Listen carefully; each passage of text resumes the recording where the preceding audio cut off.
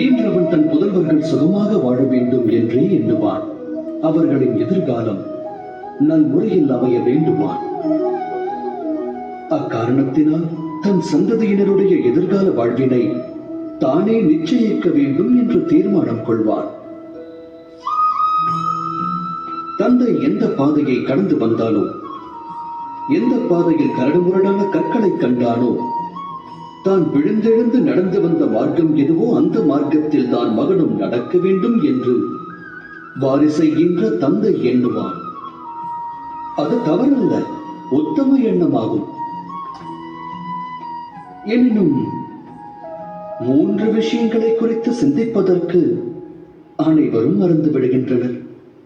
அவை யாவை? முதலாவது, மார்க்கம் என்பது காலத்திற்கேற்ப மாறாதா? அந்த மாற்றத்தினால் மார்க்கத்தில் புது விளைவுகள் ஏற்படாதா?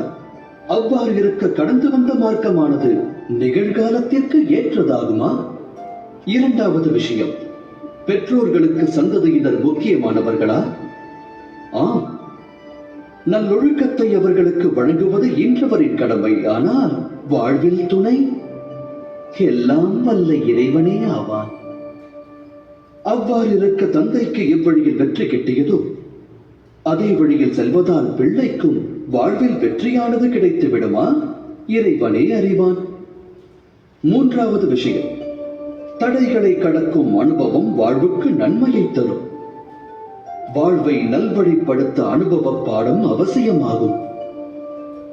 எனில் ஈன்றவன் ஒருவன் தன் வாரிசை பிரச்சனை சிக்கல்களிலிருந்து விலக்கி வைப்பது புதல்வனுக்கு செய்யும் நன்மையா, இல்லை ஆபத்தை விளைவிப்பதா? சந்ததியரின் எதிர்கால வாழ்விற்கு உதவாமல் அவர்களின் சரித்திர வாழ்விற்கு உதவுவதே நன்மையை பயக்கும்.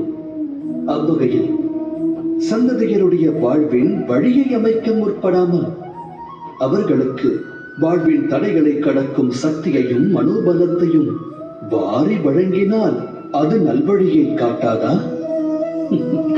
சிந்தித்து செயலாற்றுங்கள்.